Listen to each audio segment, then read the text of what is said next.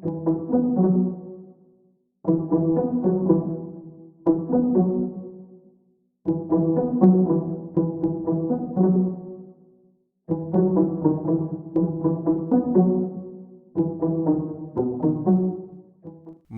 mona ny asan-dahalo amin'izao fotoana izao.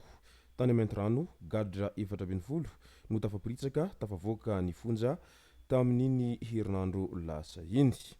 Ka ny pitsipitsiny mahakasika an'izay no fakafakaina amintsika atao anatin'ity vidéo ity ka manasantsika rehetra anaraka an'ity vidéo ity hatramin'ny farany.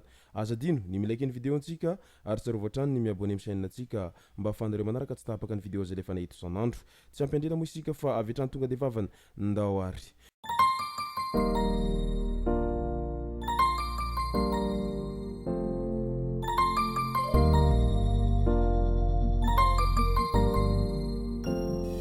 Ny tonga tsy miarahaba honony namantesitra ka dia faly miarahaba isika rehetra mpanaraka tsy tapaka anty chaîne ity tenako amin'ity androandroany ity. Arakin'izay fanatsipiko zay dia ny mahakasiky ny asan-dahalo no tena iompanantsika atao anatin'ity vidéo ity. Fa milohan'izay dia andao aloha resantsika ireto tsara fantatra manaraka ireto. Nolaniny filankevitry ny ministra ny fanomezana bonification d'ancienneté de port de garde ho an'ireo manamboninahitra ambony eo anivon'ny gendarmerie-pirenena.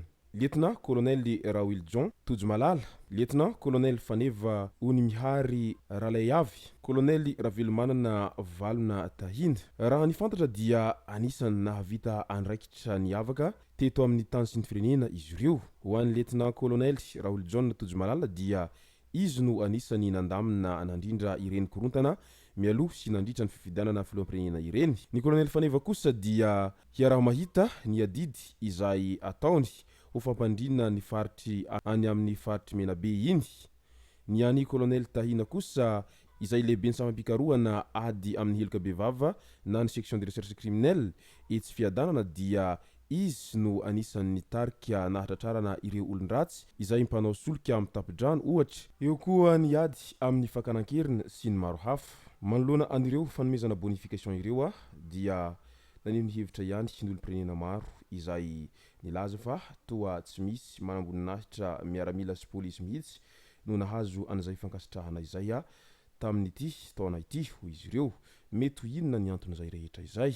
Nahitamboka ny hetsika ady amin'ny tsy fandriampahalemana ho an'ny taona lasa teo iny hoy ny tafika malagasy. Nisongadina izany nandritra ny fivoriam-ben'ny tompon'andraikitra ambony eo anivony ity vondrokery ity.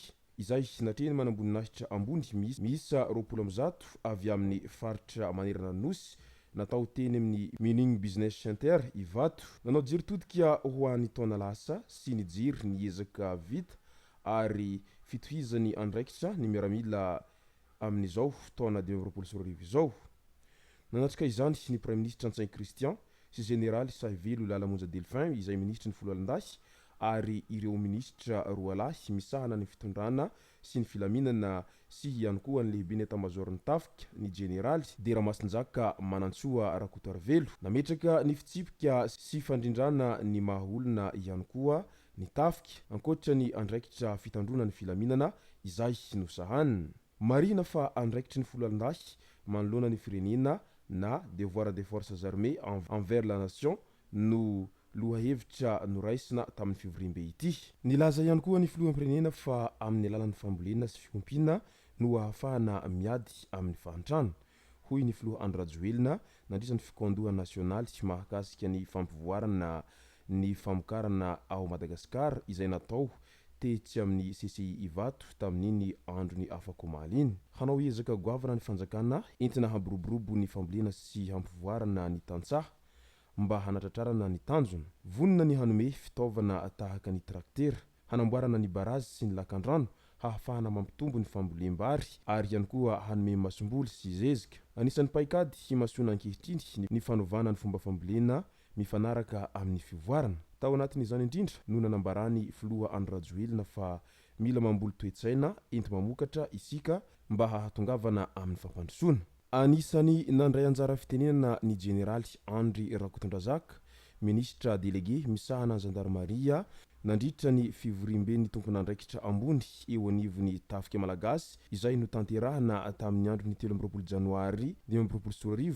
teny amin'ny Mining Business Center Ivato. Misy ny fiezahany mpanositra izay mivoy fampisaraham-bazana hoy izy fa ny FDS dia mifanohana amin'ny asa. Isika telo ohatra velona amin'ny fiarah-miasa. Lozany izay manasaratsaraka efa mandeha izao ny fandemena-tsaina sy ny campagne de division, démoralisation izay ataon'ny mpanositra. Engane mba tsy ho azony izany isika ato amin'ny FDS. Ampitiavana no hanompona ny tanindrazana mba handaminana ny Madagasikara ho hiatrany ministre délégué izay misahana gendarmerie. Tao anatin'izany dia nilaza koa izy fa ny roam-pahatelo ny asan'ny mpitandro filaminana dia ny hitambarana. Tsy maintsy arafitra miaraka amin'ny fiarah-miasa mba hahazoana vokatra. Tsara ny vokatra ary izahay koa dia sahy miteny fa mihatsara ny vokatra amin'ny ankapobeny. Tao anatin'ny filaminana tanteraka ihany koa no nanaovanay an'izany hetsika rehetra izany ho hiatrany generaly Andra Rakotondrazaka. Député Goulamali indray tsy maintsy naneho ny fitarainana mahakasika ny vorongatry ny tsy fifandrim-pahalemana ao amin'ny distrikta izay navoafidy azy sy ny député Goulamali Jacques Bruno, fantatry ny maro amin'ny hoe député Baba Tialongo, izay lanim-bahoaka tao amin'ny distrika ny Antanimora Sud. Nampanantena nivoaka ity député ity fa hoe tsy maintsy mandroso ny commune Valo izay ao anatin'ny faritany nahavoafidy azy. Ankehitriny nefa dia mandeha hila ihany izany satria samy mahafantatra ny rehetra fa tsisy akory izany fampandrosoana izany raha tsy mandry fahalemana ny tany. Navoaka ny député Baba Tialongo tao anatin'ny tambazotra serasera Facebook araka izany ny antsoavo momba ilay raharaha. Feno ny fepetra ilazana fa tena tsy milamina tanteraka ny distrika ny Antanimora Sud. Tsy nahitana vokany ilay hetsika fampandrian-tany izay natao. Ary eto aho dia manaitra anareo tompon'andraikitra isan-tsokajiny fa tena mampalahelo ny mahazo ny vahoaka. Fanafiana intelo isan'andro sy fatiolona efa ho 520 izay no nisy tato anatin'ny 3 volana lasa. Mila manova-paikady ianareo fa tena tsy mahomby ho hiatrany député Baba Tialongo. Nanamafy koa izy rehefa nanontaniana fa tena mampiteny monina ny tsy fandrim-pahalemana ao amin'ity distrikta vaovao ity ka tokony hisy ny fepetra ataon'ireo izay tompon'andraikitra manoloana an'izany rehetra izany. Proof izany fa tena tsy mandry fahalemana tokoa ny Madagasikara amin'izao fotoana izao na dia efa miezaka manao entso-zavatra aza ireo mpitandro ny filaminana fa ireo dahalo sy ireo olon-dratsy kosa etsy andaniny dia miezaka manao entso-zavatra ihany koa mba hanakorotanana ny fiainam-bahoaka izay. Nanaitra ny maro indray ny vaovao izay any amin'ny fonjany Maintirano amin'izao ankehitriny izao. Tafavoaka ny fonja efa hatramin'ny talata lasa teo saingy mbola tsy hita hatramin'izao ireo gadra 14 lahy izay notazomina tao amin'ny fonjany Maintirano. Mandeha ny fikarohana ary raha ny angomba vaovao ray dia misy tokony higadra mandra-pahafaty sy ho voasazy hanao asan-terovozona izy ireo noho ny fanolanana von'olona fakana ankeriny sy ny maro hafa izay nahavoasaringotra azy ireo dia izao tafaporitsaky ny fonja izao ilay antsoina hoe prison break malagasy angambany satria ny gadra efa ao amponja dia mbola tafaporitsaka ihany.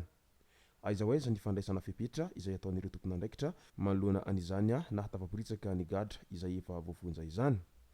Izay no masaka azona roso tao anatin'ity vidéo ity tomboko lasy tomboko vavy sotratsika rehetra nanaraka an'ity vidéo ity hatramin'ny farany. Aza dino ny milaiky ny vidéo antsika ary tsarovatrany ny miabone amin'ny chaîne antsika mba afanareo manaraka tsy tahapaka ny vidéo zay lefa nahita isan'andro. Tomboko lasy tomboko vavy mankasitraka dia miratsoa.